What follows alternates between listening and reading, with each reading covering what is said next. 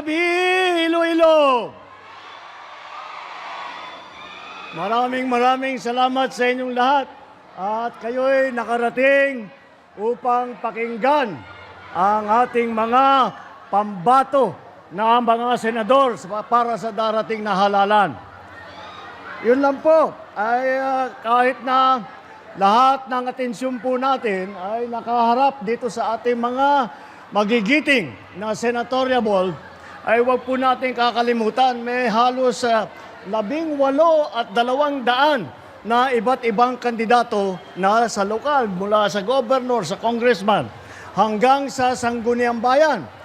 At nabanggit ko po yan dahil ipagmamalaki ko na ang alyansa lamang ang samahan na kumpleto ang kandidato sa bawat pwesto na tinatakbuhan ngayong eleksyon na ito sa national hanggang sa pinakamaliit na bayan na sanggunian member. Yan po ay dahil pag tinitignan po natin ang mga ibang partido, nakakandara pa po sila. At naghahanap sila ng kandidato, hirap na hirap silang kumuha ng miyembro. At hindi nila maunawaan kung bakit ang alyansa, na kumpleto po natin yung lineup. Madali lang po ang sagot dyan. Dahil ang alyansa lamang sa lahat ng mga grupong politiko na kasama sa halalan na ito, ang alyansa lamang ay may panindigan. Hindi ito nagsasama para magtulungan lamang, para tulungan na sila ay mahalal.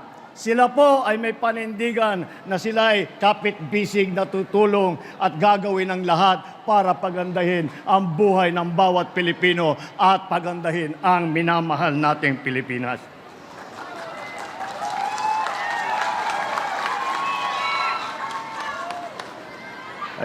Kaya naman, malakas ang loob ko na magkampanya po sa inyo. Dahil pagka naman, kinumpara naman ninyo itong ating mga kandidato, ikumpara naman ninyo dun sa mga iba, ay wala tayong masasabi na hindi mo masasabi na kahit isa sa kandidato sa kanila ay mas magaling sa kahit sino sa kandidato natin para sa Senado. Kung kikilatisin natin, pagkikilatisin natin ng isa't isa ang ating mga kandidato, napakatingkad po, napakaganda po, at napakatibay ang kanilang kakayahan. Sila po ang mga pambato natin at sila ay magdadala ng pagbabago.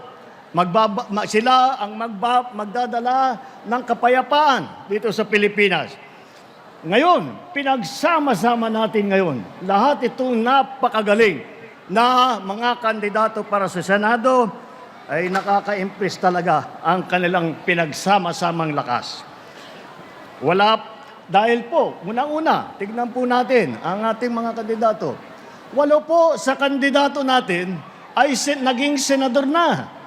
Nandito po, Senator Cayetano, Senator Lacson, Senator Lapid, Senator Marcos, Senator Pacquiao, Senator Revilla, Senator Soto, Senator Tolentino. Naku naman, napakaganda ng pati ang mga record nila at makikita naman ninyo. Pagka unang araw pa lang na sila'y uupo, pag nanuklok sila sa Senado, unang araw pa lang, hindi na po sila mag-OJT. Alam na nila ang trabaho. Alam na nila ang gagawin nila. Alam na nila ang problema na hinaharap ng ating mga kababayan at alam nila kung paano gawin para bigyan ng kaunting tulong ang lahat ng ating kababayan. 7 naman ang galing sa mababang kapulungan sa House of Representatives na naging congressman. Nandiyan po, naging congressman po si Abi Binay. Naging congressman din po si Benhur Abalos, si Pia Cayetano, ang kapatid ko, si Amy Marcos, congressman din yan. Manny Pacquiao, congressman din yan. Erwin Tulfo, congressman din. Congressman Villar, si Camille, nasa kongreso ngayon. Kaya makita po, kumbaga po sa basketball, napakalalim po ng bangko namin. Hindi na po sila bagito at hindi na sila mag-aaral-aral pa.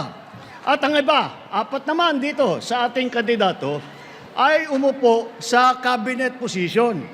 Nandyan po si Benhur Abalos na naging MMDA, tapos naging DILG Secretary. Andyan po si Erwin Tulfo na naging kalihim ng DSWD. Si Senator Ping Lacson ay siya naman ang linagay sa Yolanda Rehabilitation Commission na tumulong pagkatapos na dinaanan po kami sa Region 8, dinaanan po kami ng kalakas-lakas na bagyo. At si Senator Tolentino ay siya naman ay dumaan din na nag-MMDA po. At masasabi ko, nabanggit na po natin ng Yolanda. Alam niyo po, yan ang record po ni Senator Tolentino sa MMDA. Nung nasa Leyte kami, nasa Tacloban kami, walang dumadating po na tulong. Ang unang dumating na tulong ay galing kay Senator Tolentino ng MMDA. Kaya makita mo talagang malalim ang pagmamahal niya sa taong bayan. Alam nila ang trabaho sa bawat level, mula sa kabinete hanggang sa lokal, hanggang sa pinakababa. Hindi sila nagdadada, marami silang ginagawa. They are not here to oppose, they are here to propose. Ibig sabihin po, hindi sila nandito upang makapagdebate lamang, upang paninira lamang. Sila ay nandito upang maghanap ng mga bagong paraan para tulungan ang ating mga kababayan. Tatlo naman ang naging gobernador sa malalaking probinsya. Ang kapatid ko, si Aimee Marcos, naging gobernador sa amin, sa Ilocos Norte. Si Paring Lito Lapid, naging gobernador sa Pampanga. O, naging gobernador. Sino yung naging gobernador ng Cavite? Kalaki-laki na probinsya. Governor Bong Revilla.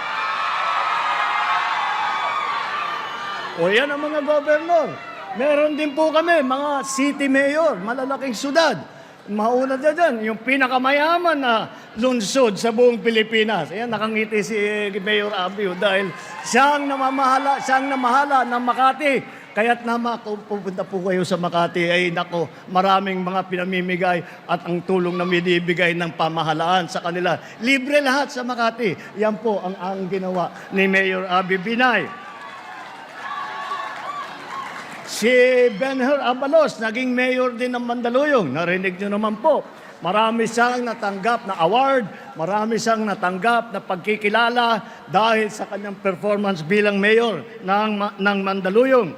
At ang ating butihing Senador Tolentino ay naging mayor naman ng Tagaytay. Kaya't makita po ninyo, at isa pa na nadaan din sa LGU. Huwag po natin nakakalimutan kung minsan hindi po natin naaalala ito. Ngunit si Senator Tito Soto, naging vice mayor yan ng Quezon City. Kaya naman po talagang madaling masabi na handang-handa na itong grupo na ito. At hindi lamang, pag-uusapan naman ang mga issue ng ating mga kababaihan, hindi po tayo may iwanan dahil apat ang babae dito sa ating lineup. At hindi ito, alam niyo po, kilala ko silang lahat ng matagal.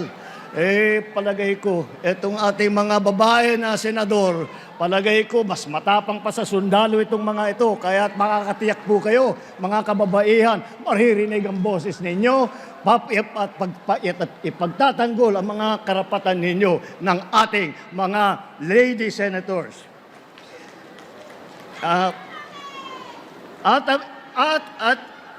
Dahil ang ating pinag-usapan dito ay legislatura, ang pagsulat ng mga batas. Dito po sa ating lineup, apat po ang abogado. Si Attorney Benhur Abalos, Attorney Abby Binay, Attorney Pia Cayetano, Attorney Tol Tolentino. Yan po, sila sanay na sanay po at nakakaunawa sa mga pangangailangan para pagandahin ang mga batas na lumalabas sa Kongreso. Pagdating naman sa mga pinanggalingan, baka akala po ninyo, silang lahat ay tiga Maynila lamang. Baka akala ninyo, isa lang ang pinanggalingan nila, sa Luzon lang nanggaling. Hindi po ganun. Pagdating sa geographical representation, dalawa po ang taga Mindanao. Alam nyo, kilala nyo naman ang ating kampyon. Si Senator Manny Pacquiao ay galing...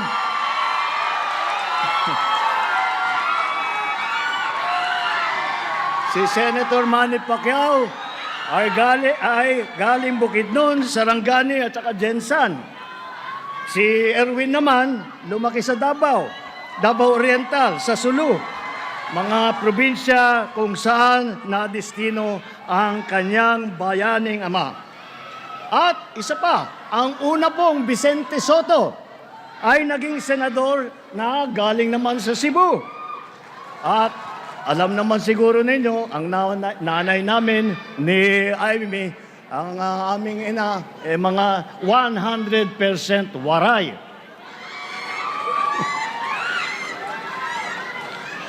Wala sa kanilang may bahid na problema. Wala sa kanilang wala kayong maririnig na masamang balita tungkol dito sa ating mga kandidato. Ito ay hindi lamang sila ay magaling. Sila ay mabubuting tao. Sila ay mabubuting nagseserbisyo sa publiko. Wala sa kanila ang may bahid ng dugo dahil sa tukhan.